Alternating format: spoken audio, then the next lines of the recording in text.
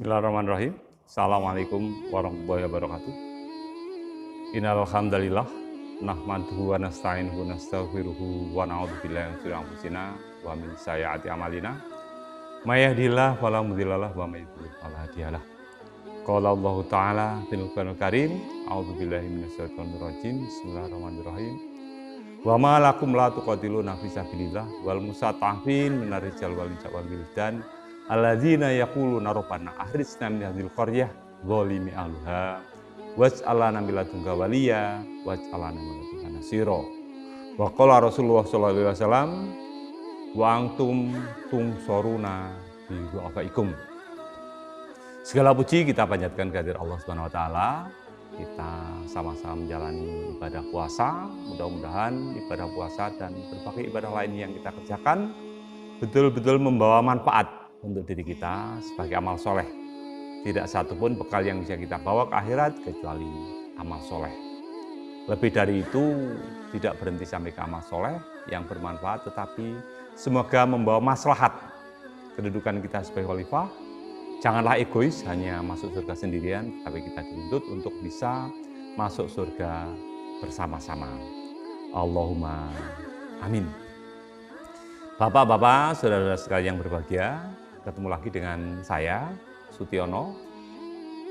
Dalam hal ini sebagai pengawas syariah dari Lembaga Koperasi BMT Bismillah. Dalam kesempatan yang lain sebagai Ketua Layismu, sebagai sama-sama lembaga sosial dakwah. Dengan ini kami harapkan berbagai lembaga-lembaga itu, lembaga-lembaga sosial amil zakat itu bisa bersinergi, tidak malah berkesan seakan-akan rebutan balung. Karena ngurusi fakir miskin, ngurusi anak yatim, ngurusi pemberdayaan itu butuh sinergi atas berbagai lembaga sosial untuk saling menguatkan. Saudara sekalian yang berbahagia, kita bersyukur hidup di Indonesia sebagai sebuah negara yang sangat terkenal, masyarakatnya sangat dermawan. Kita saksikan ketika terjadi erupsi Merapi, berbagai lembaga sosial ramai-ramai menggalang dana. Ada RCTI peduli, TPI peduli, belum lembaga-lembaga keagamaan, Muhammadiyah, Aksi Cepat Tanggap, Dompet Duafa. Demikian banyak yang menghimpun dana, menggali potensi kedermawanan masyarakat untuk dibantukan ke sana.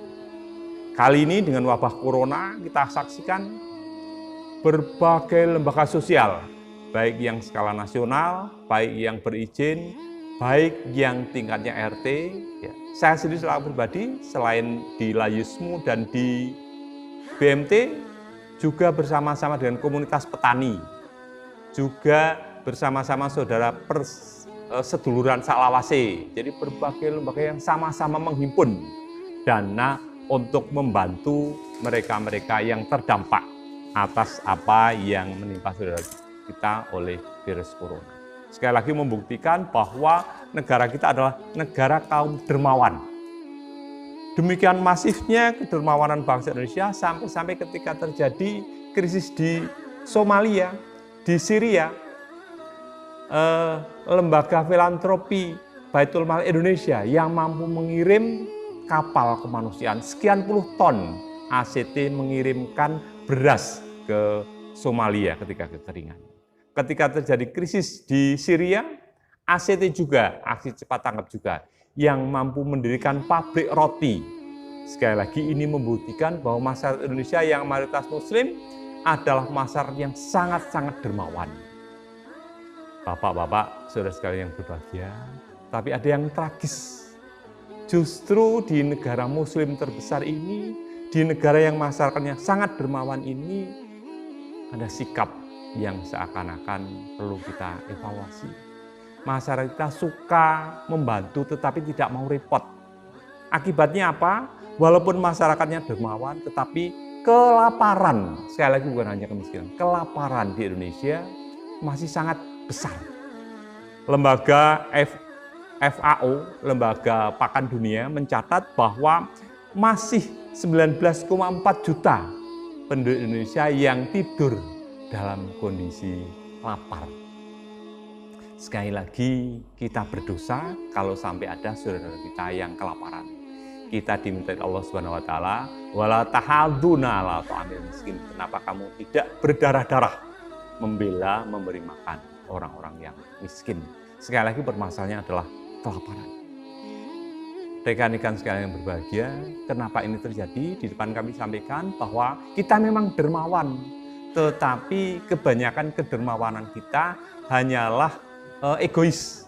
Yang penting ibarat kita beribadah, kita diterima amalan kita. Maslahat apa tidak itu soal lain. Kita sering menghitung nisab zakat kita. 85 gram emas berkewajiban zakat. Tetapi kita tidak pernah berhitung berapa sih sebenarnya nisab atau hak yang boleh diterima oleh orang miskin sehingga dia seberapa kadar yang boleh diterima oleh orang fakir miskin. Khalifah Umar pernah menyampaikan orang miskin menerima zakat itu adalah karena miskinnya, maka kadarnya adalah sampai dia terbebas dari miskin. Disampaikan walaupun dengan 100 ekor unta. Itu bisa Bapak Ibu sekalian baca di fikih zakatnya Yusuf Qaradawi. Sementara ini kita sering membantu saudara kita yang miskin. Berkali-kali kami sampaikan istilahnya hanyalah sebagaimana orang yang sakit tipes hanya diremason. Sakitnya seakan-akan terobati tetapi sama sekali tidak menyelesaikan masalah. Bapak pemberdayaan kita, Bapak Adi Sasono, yang berkali-kali berkunjung ke BMT Bismillah pernah menyampaikan beratnya mengelola, mengatasi, memecahkan masalah-masalah kemiskinan.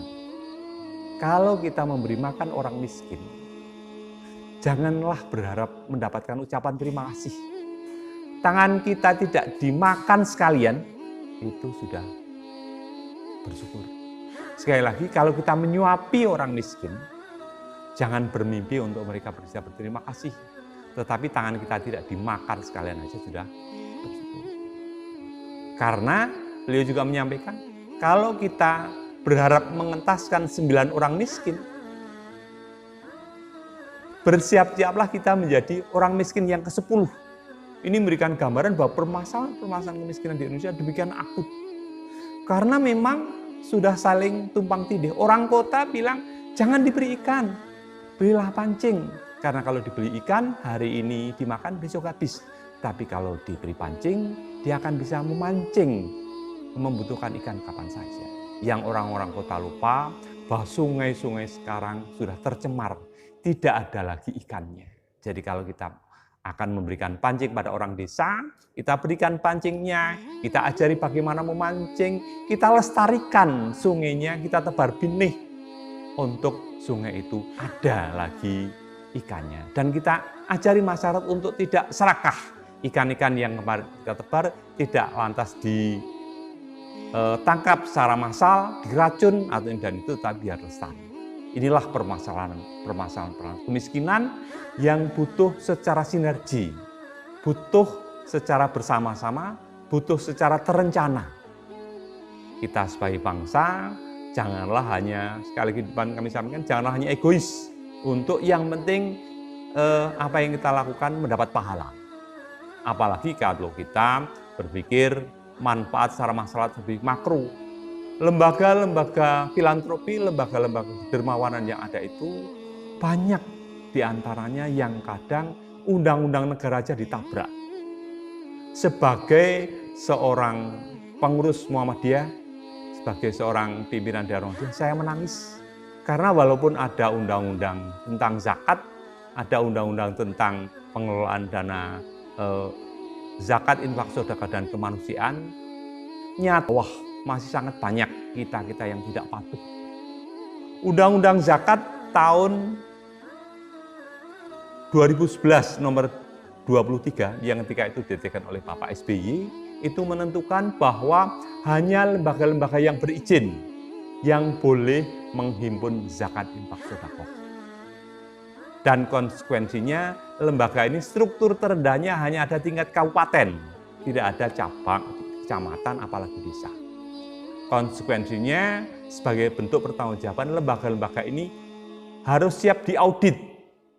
Jadi semua uang yang masuk itu tidak hanya cukup sampai ke laci, tetapi masuk di perbankan, ada bukti catatan perbankannya, baru kemudian dikeluarkan lewat prosedur yang baku, sehingga di akhir tahun kita bisa siap diaudit.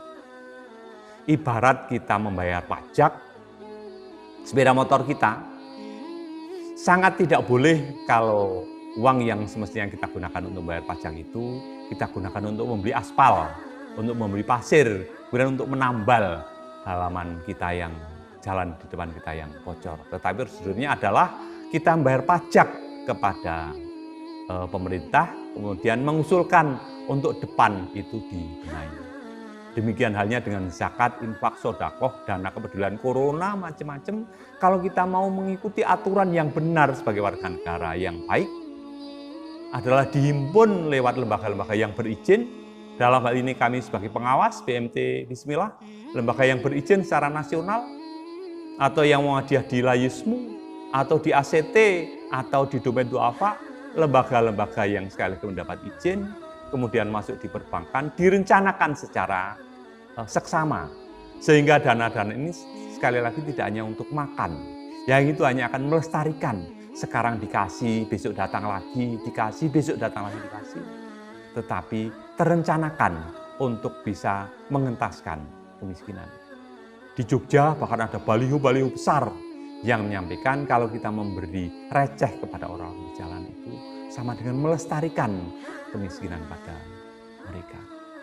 Allah berfirman, A'udzubillahi minasyaitonirrajim, bismillahirrahmanirrahim.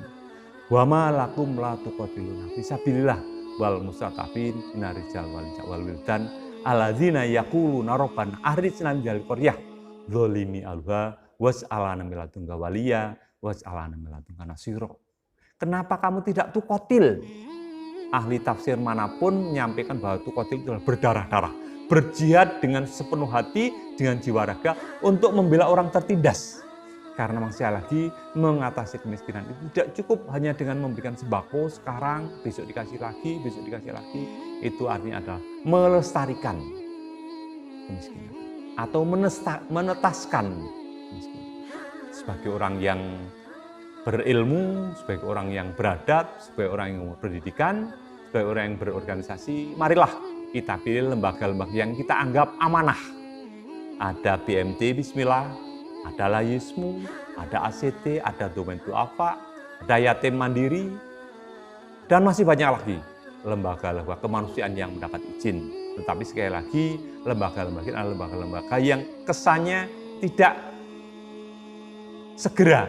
Jadi kalau kita ingin cepat, kita bagi sendiri kepada masyarakat. Tetapi kalau kita ingin maksimal, kalau kita ingin lembaga kita apa yang kita sampaikan ini membawa maslahat yang maksimal, maka marilah kita rencanakan dengan baik.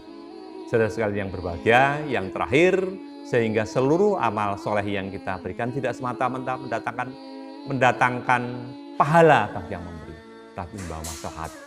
Yang paling akhir sekali, 2 bulan lagi kita akan saksikan orang-orang yang rame-rame menyembelih kurban, tetapi hanya akan puas di kampung sendiri, dan sore hari akan bingung dikemanakan. Akibatnya akan tumbuh undung. Apakah tidak lebih baik kalau kita rencanakan lebih jauh? Jadi kami alhamdulillah BMT Bismillah dan Layismu atas bantuan teman-teman di Yogyakarta bisa mengalengkan rendang. Ini sudah hampir setahun, tetapi maslahat dalam tanggap corona ini kami masih bisa membagikan pada mereka. Dulu kita masak, kemudian kita bagi di Jemblung ketika terjadi erupsi, ketika terjadi bencana di Banjarnegara. Kemudian setahun kemudian kita buat serundeng, kita bagikan ke erupsi Merapi, tetapi hanya berumur 1 minggu. Dengan rendang ini kita bisa bagi sampai menjelang Idul Kurban yang datang. Dari pembuat pabriknya rekomendasinya 2 tahun, tetapi kami patok setahun karena dalam waktu setahun itu kita akan mendapatkan hewan kurban. Sekali lagi, marilah zakat, infak, sedekah, dan dana kemanusiaan kita rencanakan, kita atur sembilan rupa melalui lembaga-lembaga yang memang berizin, agar tidak semata-mata memberikan puas kepada kita yang menyampaikan, tetapi maslahat maksimal kepada orang-orang yang menerima. Billahi taufiq wal hidayah. Assalamualaikum warahmatullahi wabarakatuh.